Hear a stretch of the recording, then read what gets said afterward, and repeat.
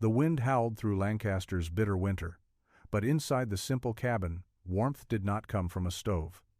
Jacob Lapp had spent years perfecting a fire that would last through the longest nights. As snow piled high against the walls, his family huddled together, not in fear, but in awe of a secret his ancestors had kept for generations. The fire was not just a flame, it was their lifeline.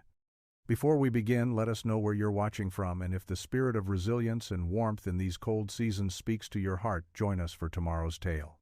It was late October when Jacob Lapp began preparing his cabin for the coming winter. The trees, now bare, seemed to stretch toward the sky as if reaching for warmth themselves, and yet the wind carried a warning of the freezing months ahead. Jacob had seen many winters in Lancaster, each more brutal than the last, but this year, the stories from neighboring families filled him with a growing unease. They spoke of bitter cold, of fires that failed to keep out the chill, of cabins that would become tombs if not properly prepared. He knew that his cabin needed more than just a traditional fire. The old methods had always worked, wood stacked high, the fire kept near the hearth, but Jacob had learned long ago that to survive in the mountains, you had to think beyond what was immediately visible. You had to understand the land, the fire, and the wind in ways that others might dismiss. That year, he made sure to gather not just wood, but specific types of firewood known for their slow burn: hickory, oak. And for those days when the winds would threaten to blow the flames out, he used his secret, an Amish stove alternative. He had perfected a fire pit below the floorboards. The secret was in the construction. Jacob dug deep into the earth beneath the cabin, using rocks to create a natural, insulated vent that would funnel heat from the fire and circulate it throughout the cabin, warming every corner without the need for stoves or chimneys that could fail in the harshest winds. As he prepared the fire pit, his wife Anna worked beside him, weaving heavy quilts that would cover their children's small bodies at night. Their children, Ruth and Samuel, were always in awe of their father's work, though they didn't fully understand the importance of it. To them, it was simply another task, another day of preparations. But Jacob knew that without this fire, his family would have little hope when the winter storms set in. It was well past dusk when Jacob finished his task, setting up the pit with a layer of stones to protect it from the cold earth.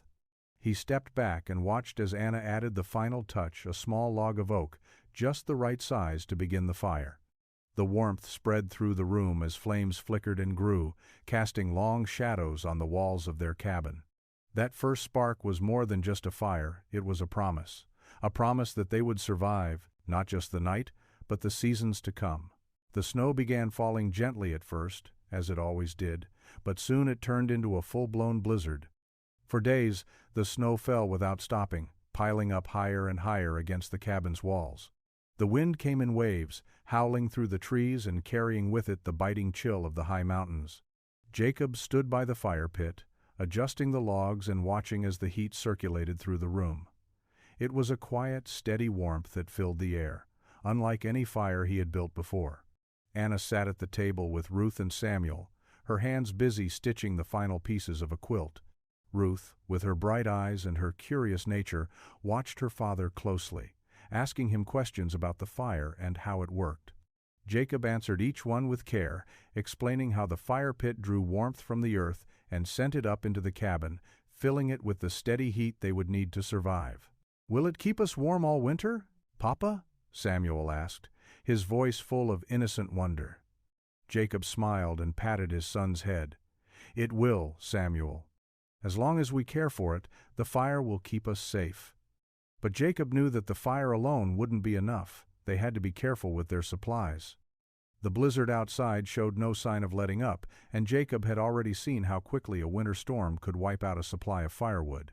He had spent the better part of the summer gathering and stacking wood in the shed, but now, with the snow piled high against the door, the wood was a precious commodity. They would have to ration it carefully, using only what was necessary to maintain the fire's steady warmth. Each day, Jacob checked the fire, carefully adding a log or two to keep it burning. It wasn't just a matter of survival, it was a test of patience and foresight. The fire had to burn slowly enough to last through the night, but hot enough to keep them warm. It was a delicate balance, one that Jacob had learned through years of living on the frontier. The nights were the hardest. The wind howled louder as the days passed, and the temperature dropped so low that the windows froze over, leaving the cabin shrouded in a dim, cold light. But Jacob and Anna worked together to make sure the fire never went out. They learned the rhythm of the flames, how much wood was needed for each night, how to keep the fire alive with minimal effort. And every night, as the family huddled together near the hearth, they knew that the warmth around them was not just a gift from the fire, it was a product of their faith in the land, the work of their hands, and the legacy of survival passed down through generations. But Jacob knew that this was only the beginning. They were ready for the winter, but the long, dark months still lay ahead. The fire was their beacon, their hope, their assurance that they would endure. And with every crackling log, with every flicker of flame, Jacob's heart swelled with the quiet, steadfast knowledge that they would not only survive the storm, they would thrive in the shelter of their humble cabin. By mid-December, the snow had not let up for weeks. It had buried the landscape, turning their world into a frozen white expanse. The trails were impassable, the roads lost beneath a thick blanket of snow. The community, usually so vibrant, had become silent, with families huddled in their homes, waiting for the storm to pass. But for Jacob and his family, the quiet outside only made the warmth of the cabin more precious. Each evening, after the chores were done and the children tucked into their blankets, Jacob would sit by the fire, staring into the flickering flames. The fire was more than just a source of warmth now, it was the lifeblood of the cabin. It kept the cold at bay and illuminated their small home in the midst of the unrelenting storm. The cabin, once a mere shelter, now felt like a fortress, an island of warmth in the midst of an agey, unyielding winter. Anna worked beside him, knitting blankets and socks for the children, her hands steady even in the dim light. Ruth and Samuel, wrapped in thick quilts, played quietly by the hearth, occasionally peeking at their father as he adjusted the fire. The sound of the logs crackling, the warmth on their faces, it was a simple life, one that many outsiders would never understand, but to Jacob, it was everything. It was safety. It was home. "Papa," Ruth asked one evening, her voice soft but full of curiosity, "why do we need so much firewood?" Jacob smiled, his hands never pausing in their work. "We need it to keep us warm, Ruth. The fire is our protection against the cold. Without it, the night would swallow us whole." Ruth nodded, looking thoughtfully at the flickering flames. Jacob could see her trying to understand the significance of their careful preparations. It was in these moments, when the children asked questions about the world around them, that Jacob felt a deep sense of responsibility. He was the protector now, the keeper of the family's warmth, its safety, and that responsibility weighed heavily on his heart. The storm continued to rage outside, but inside, the fire never faltered. Jacob had spent hours each day maintaining it, adding wood, adjusting the embers, checking the fire pit to ensure that the heat would circulate evenly. It was not an easy task, and it required constant attention. But Jacob had learned long ago that survival required sacrifice, and this fire, this quiet, ever-present heat, was his sacrifice. As the days stretched on and the cold intensified, Jacob began to hear rumors from the neighbors. The roads were becoming more treacherous, and many families had run out of firewood. Some had even resorted to burning the small trees that lined the outskirts of their properties, dangerous, unsustainable methods that would not last through the season. Jacob felt a twinge of worry, but he didn't let it show. He knew the only way to survive the storm was to remain steadfast, to continue the work without hesitation, even when the end seemed nowhere in sight. And so, through the heart of the storm, the Lapp family endured. Their fire was the constant, a symbol of their resilience. It burned brightly in the night, the only light in a world buried in snow and ice. As January wore on, Jacob's vigilance never wavered. Each day he ventured out into the storm, gathering firewood from the sheds, chopping and splitting it with a determination that had become second nature. He knew they couldn't afford to be careless with their supplies. The winter was harsh, and no one could predict when the storms would finally break. The fire pit beneath the floor remained his primary concern, but the woodpile was now shrinking faster than he had anticipated. Yet, through it all, Jacob remained resolute. The fire was their life. As long as it burned, they had hope. One morning, after a particularly fierce snowstorm, Jacob returned to the cabin with a heavy heart. The wind had blown the roof of their shed half open, and the wood inside was buried under several feet of snow. He knew this was the last of the good, dry wood. After this, they would have to rely on whatever they could salvage from the surrounding forest, wet, unseasoned logs that would burn quickly but fail to provide the lasting heat they needed. He entered the cabin, shaking the snow from his coat. The fire was low but still burning steadily, just as he had left it. Anna, who had been sitting at the table stitching a new quilt, looked up with a concerned expression. "How much more firewood do we have?" she asked, her voice quiet but heavy with the weight of the question. Jacob didn't answer immediately. He hung his coat by the door and sat down at the table. "We'll be fine," he said finally, though the words felt hollow in his mouth. "But we must be careful." Anna nodded, her eyes not meeting his. She knew, as well as he did, that there was only so much they could do. The storm had taken its toll, and they couldn't expect to survive on faith alone. There were realities that even their best efforts couldn't overcome. That night, as the family huddled near the hearth, Jacob added the last log from their dwindling supply. The warmth spread through the room, but it felt different now. It wasn't the same comfort that had come so easily in the beginning. It was a quieter, more fragile heat, a reminder that their survival was always at the mercy of the fire. But Jacob refused to let fear take hold. As the children fell asleep in their blankets, their small bodies curled close to Anna's, he sat beside the fire, his hand resting on the warm stone. He thought of the generations before him, his father, his grandfather, and how they had passed down these skills, this knowledge. They had built homes, raised families, and weathered storms far more terrible than this one. He thought of the people in the nearby towns, the ones who had laughed at him for his preparations, and how they would not survive the winter without help. He knew what he had to do. The next morning, before the family awoke, Jacob gathered up what little firewood was left and loaded it into the sled. He harnessed the horses and, without a word to Anna, set off for the neighboring homesteads. He would share what he had. He would not let his neighbors freeze simply because they hadn't prepared. When he returned hours later, his heart was lighter, knowing that the warmth of their hearth would now be shared. The fire was more than just heat. It was the lifeblood of their community. And as the winter raged on, Jacob realized that the true strength of their survival was not in the fire alone, but in the shared warmth of the people who kept it burning.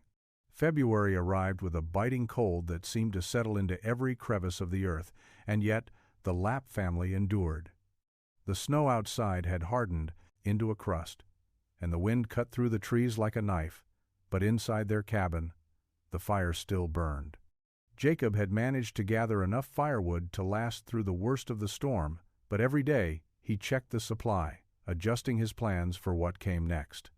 Anna and the children had learned to live with the uncertainty of the winter. Every day was a quiet battle between the warmth of the fire and the cold pressing in from all around. They rationed their food carefully, knowing that the next thaw might still be weeks away, but they had hope. In the simplest acts, sharing a meal, tucking the children into bed, mending a tear and a quilt, there was a sense of peace. This was their life, their work, and their faith. One evening, as Jacob sat by the fire, watching the flickering flames reflect off the walls, Ruth came to him with a question. She had been quietly watching the fire for some time, her brow furrowed in thought. "Papa," she asked softly, "what happens if the fire goes out?" Jacob looked at her, the weight of the question settling heavily in the air. The warmth of the fire was a constant in their lives, but the truth was that they couldn't rely on it forever. The storm had stretched on far longer than anyone had expected. The thought of losing the fire, losing their only means of survival, was a fear that Jacob kept to himself, but one that lingered in his mind.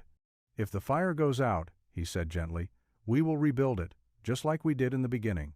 We'll use what we have and start again." Ruth seemed satisfied with the answer, but Jacob could see the doubt in her eyes. He knew that, deep down, she understood that the fire wasn't just a matter of wood and flame, it was the very heart of their survival. Without it, everything they had worked for would slip away. But he also knew that their faith, their patience, and their work had brought them this far. As long as they held on to those things, the fire would never truly go out. That night, as the wind howled and the temperature dropped to the lowest it had been all season, Jacob added one last log to the fire. The flames crackled and popped, casting dancing shadows around the room. He sat there for a long time, watching the warmth spread through the cabin. It was a quiet strength, an invisible force that held their world together in the midst of the storm. The fire had become a symbol of their resilience.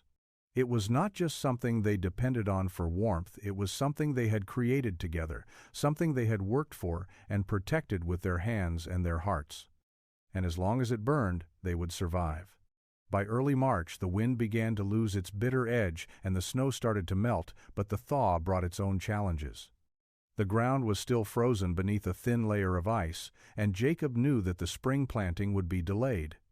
Yet, as the days grew longer and the sun began to make its presence known, again there was a shift in the air, an unspoken relief that came with the knowledge that the worst of the winter was finally over.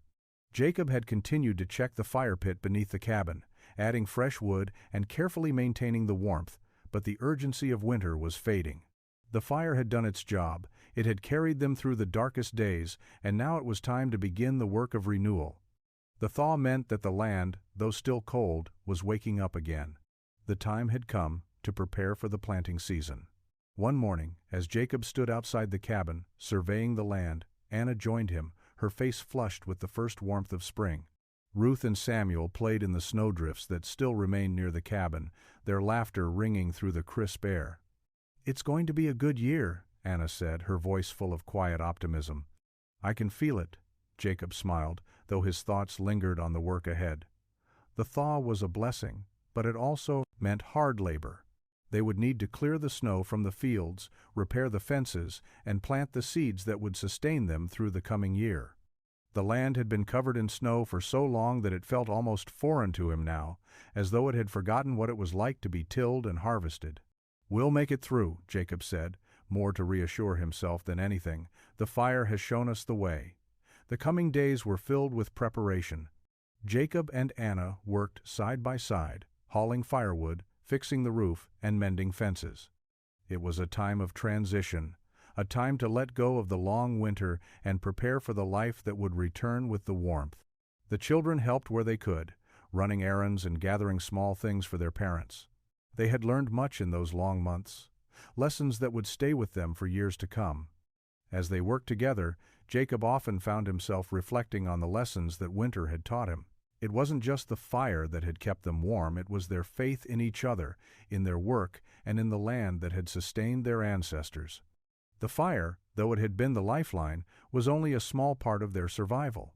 What mattered more was their perseverance, their willingness to protect each other, and their quiet, unshakable resolve to endure. By the time the first blossoms began to appear in the fields, the family had already begun their spring planting. They had made it through the hardest months, and though the future was uncertain, they knew that as long as they kept the fire of faith and hard work burning in their hearts, they would always have what they needed to survive. And so, as the warmth of spring returned to Lancaster, Jacob stood by the fire one last time, his family gathered close around him. The fire was no longer the only warmth they needed, it had become the fire within themselves, the fire that would carry them through the seasons, from winter to spring, from hardship to renewal. With the thaw came new beginnings, but the heart of their survival would always be the same. By late spring, the land had fully awakened from its winter slumber. The trees had budded, the fields were being plowed, and Jacob's heart felt lighter with every day that passed. The fire still burned brightly in the cabin, but its role had shifted. Now, it served as a reminder of the past season, of the struggles they had overcome. The days were longer, the warmth more consistent, and the chores of daily life were now focused on planting, harvesting, and preparing for the next cycle. But just as the warmth began to settle over the Lapp family, there came a sudden change, a shift in the air that Jacob couldn't ignore. One afternoon, while walking the fields, he noticed something troubling. The crops he had planted with such care seemed to be struggling. The soil, though rich, had hardened more than usual, and the plants appeared slow to sprout. He knelt down, running his hands through the earth, and found that the moisture level was lower than he had expected for this time of year. His thoughts turned to the long winter, the snow that had covered the fields for months, and the cold that had seeped deep into the ground. Jacob felt a tightness in his chest.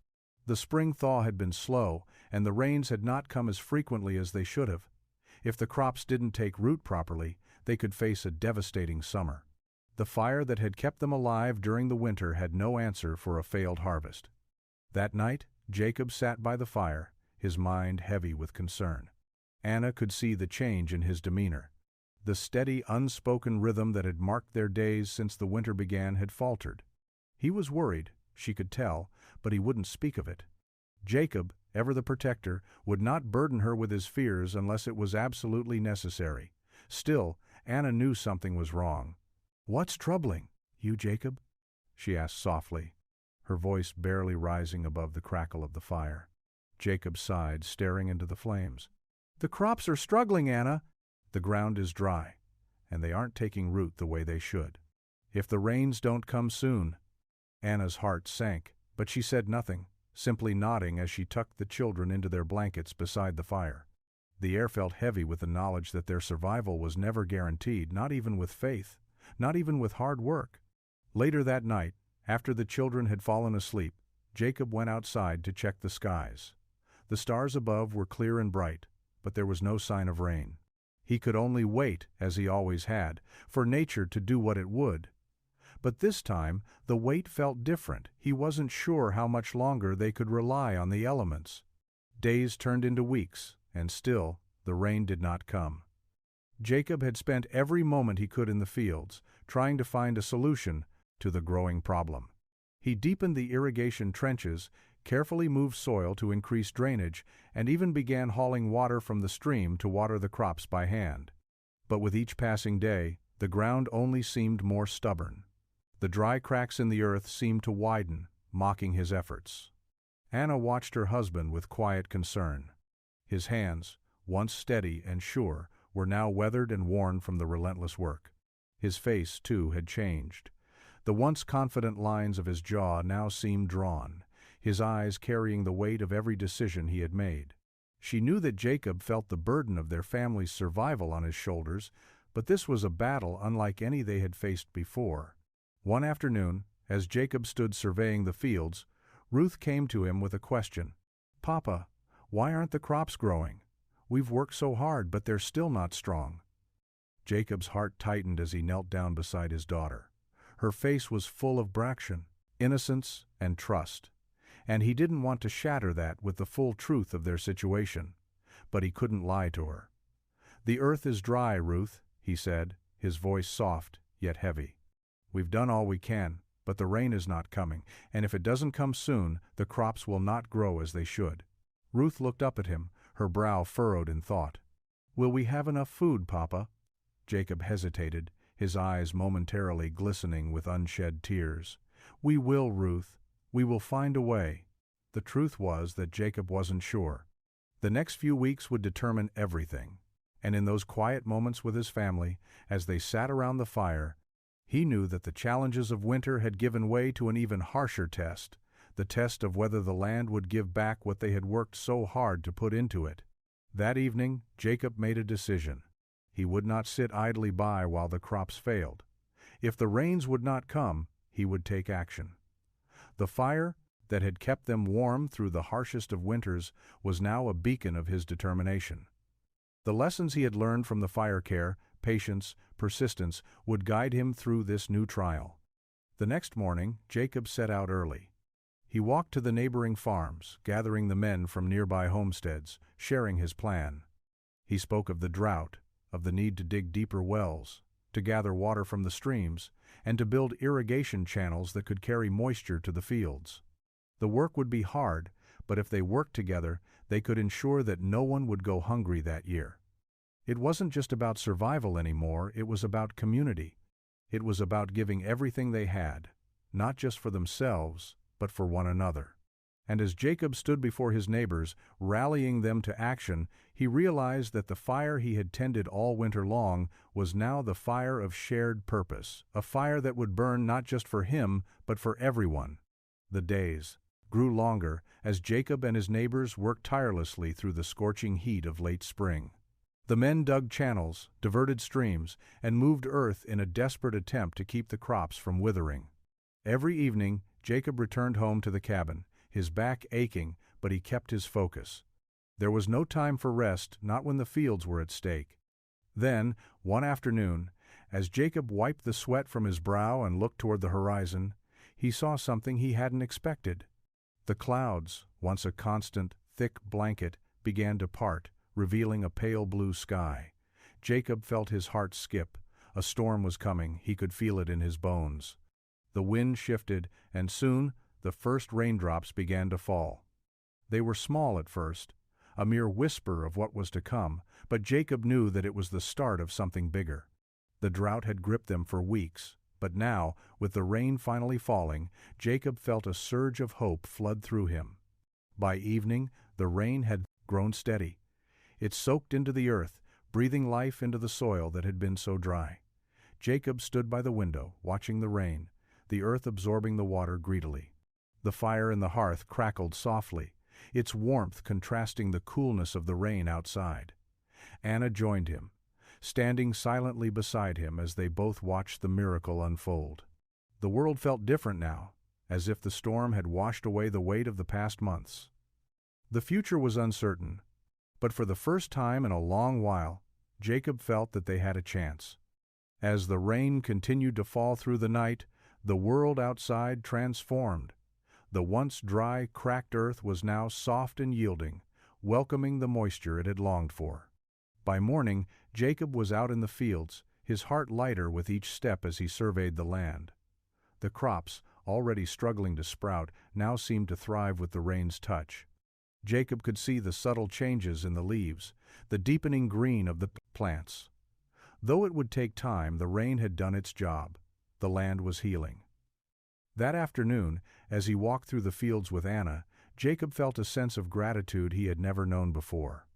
They had endured, not just because of their fire or their hard work, but because they had each other and their community. The help of the other families had brought them through, and now the land itself was offering its blessing. As they stood together, watching the fields slowly come back to life, Jacob spoke softly, his voice filled with quiet conviction.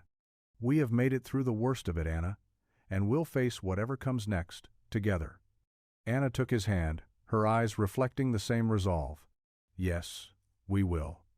The fire that had kept them alive through the winter was now a memory, but the lessons of resilience, faith, and community would guide them through whatever the seasons ahead might bring.